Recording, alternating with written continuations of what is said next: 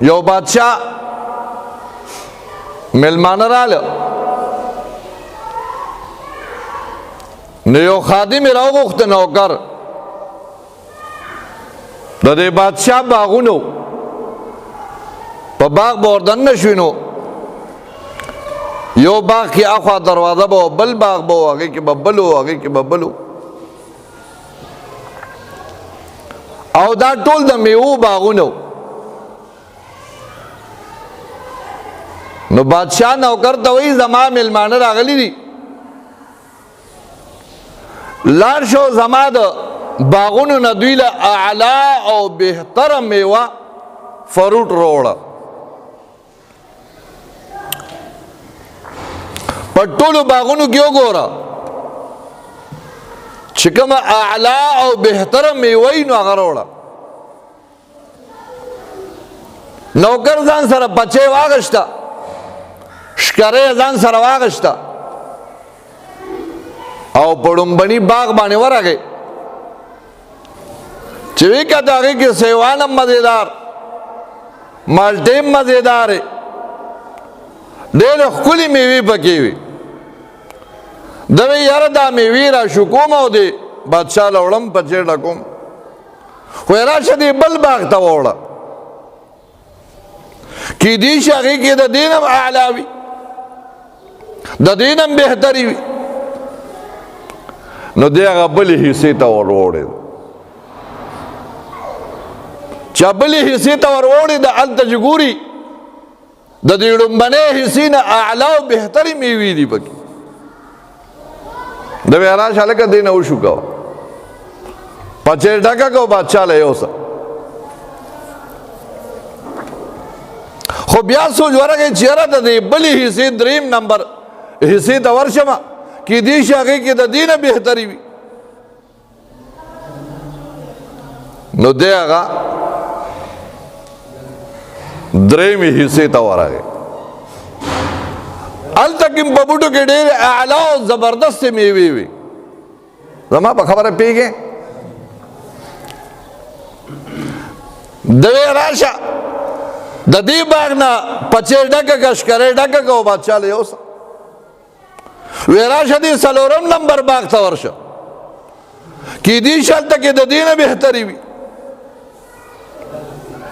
نو څلورم نمبر باغ ته ورغی هغې کې د هغې نه هم اعلی او زبردستې میوې وي وی راشو کومه بیا سوچ ولګی راشه دې بل باغ ته ور ووړه کیدای شي هغې کې د دې نه بهتري وي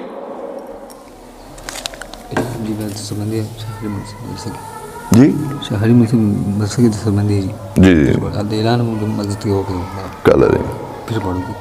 روان پیر پړو صحیح دی انشاءالله څلورم نمبر باغ ته ورغی وی میوه راشو کومه بادشاه ته وړمه وی راشه دا پنځم باغ هم وګوره چې پنځم باغ له ورغی خو بادشاہ چې کله دی لیږلو نو وی میوه راوړه خو شرط به دا وي چې په کوم باغ باندې ته ووړې دی نو په هغې باغ باندې به واپس راتګ نه وي بیا به په اخري دروازه باندې به وځي بیا واپس به راتګ نه وي نو د څلور باغونه وکته او څلور واړه د میوو نه ډک خو چې پنځم باغ له ورغی نو هلته بوټي مکمل تش مکمل خالی و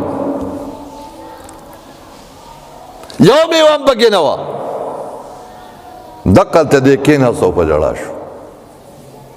چې های زما بدقسمتې های زما بد قسمته اوس شرط دا دی چې زه به واپس په دې لار نه ځم بیا واپس هم نشته او ښکری او پچې به بادشاه له خالي وړم کاش چې ما په هغه ډومبني باغ کې میوه شکولې وې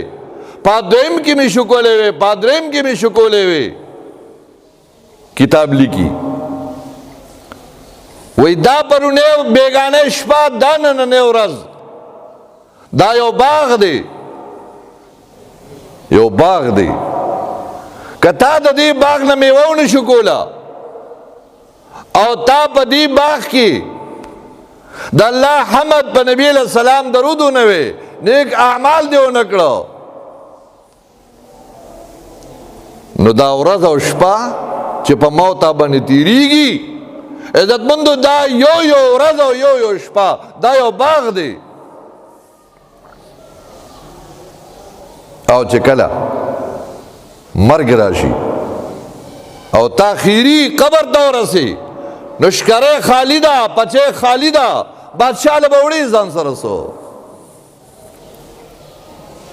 نو زما عزتمندو موت الله جل شانه دنیا کې یو چانس را کړی دی دا مو وایا ما شومو ما غټ شومو بوډا به شمو نو زما عزتمندو دا زندگی دا